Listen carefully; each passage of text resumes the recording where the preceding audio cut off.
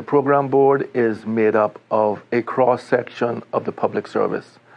We have a number of chief officers, we have a number of CEOs of our statutory authorities, we have some of the deputies in the statutory authorities.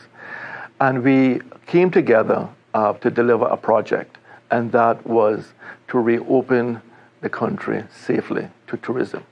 That has been our overwhelming priority, to reopen safely and to put us in a position where we don't have to shut down again. So that has been the major focus of the program board. And we have had to co-opt people from time to time. So there was a time when we were dealing with just evacuation flights.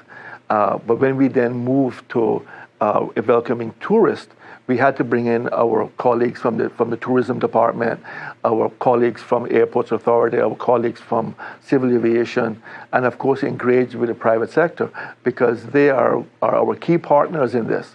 So we have been really focusing on engagement, but also focusing on giving the government the very best advice possible about how we reopen our country safely. So that is the responsibility and the main purpose of our program board.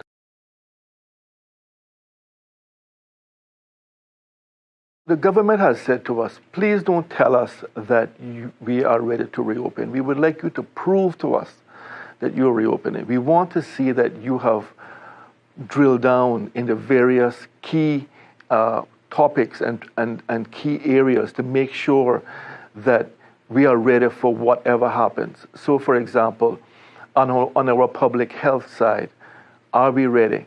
Is our hospital systems ready? What is our bed capacity? What happens if our hospital becomes overwhelmed? What happens if we have large numbers of persons who are sick, don't necessarily require critical care, but they need oxygen? So what are we doing to make sure that we have the necessary oxygen supply? It's all of those things that we have been looking at. That then goes to, on the other spectrum, to tourism. Well, what happens if a tourist gets sick? What happens if a tourist needs to be flown out?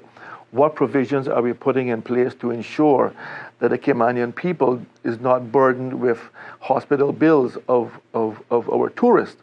What procedures have we put in place to ensure that our hotels are ready in terms of the sanitation protocols? Our taxis are ready with sanitation protocols.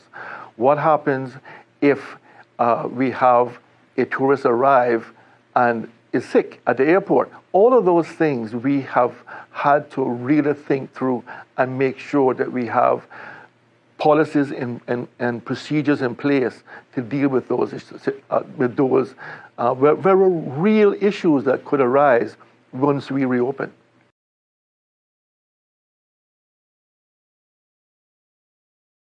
We have an overriding responsibility to give the government the very best advice. But we have an opportunity to achieve something that very few countries in the world has been able to achieve. To reopen safely, to keep hospitalizations and deaths at a minimum, to keep our people safe. So everyone on that program board, has a family, has friends, has loved ones, have colleagues here. We want to keep them safe.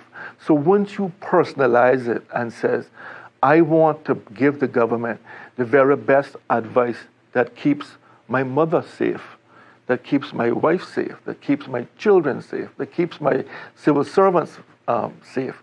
When you personalize it and you think about it very carefully, then you know that you want to do the very best. And of course, our government is relying on us.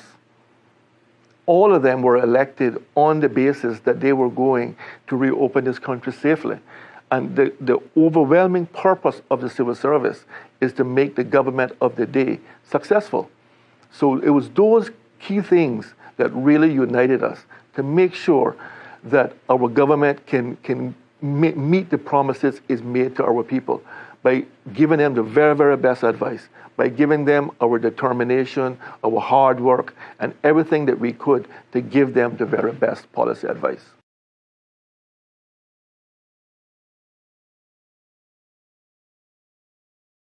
Right. So the first thing to do was to break down inner silos.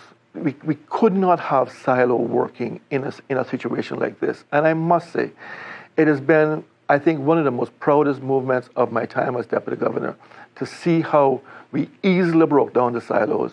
We got everyone working together. So this was not a civil service thing. This was not a public health thing. This was not just a private sector thing. It was all of us working together for that common purpose. And I think that's when we were at our best. We have our strategic reforms implementation unit led by Ms. Rodriguez and her team. They have been sort of guiding and helping and pushing. But we also had amazing work being done by our cabinet office, who has a huge policy responsibility. So they have been doing some amazing work on our regulations. But again, no one agency can do it by themselves. So the portfolio of the civil service was focusing on policies to benefit the civil service and how would they work. But they can't do it without the assistance of other agencies in government. And that's where we really came together as a one entity with a common purpose. And that has made me really proud.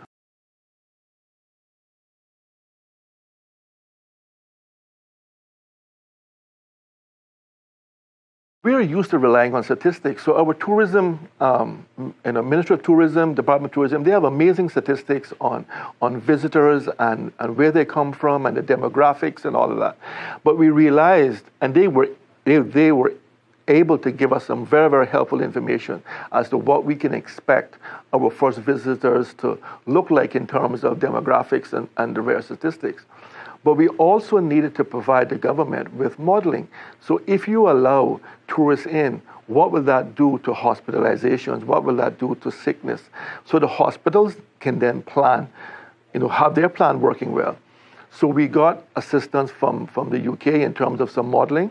But I'm very proud to say that we had our own Caymanian modeling team that did some amazing work for us, that provided us with key information about infection rates and hospitalization rates and death rates. So we now have a good idea.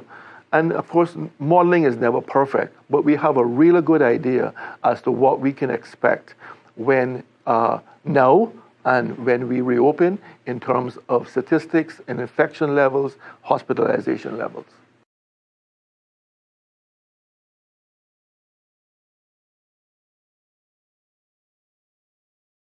The collaborative approach that we have taken with our elected leaders, giving them the very best advice, our elected leaders making the very best decisions for the people of the Cayman Islands. I'm very confident in that.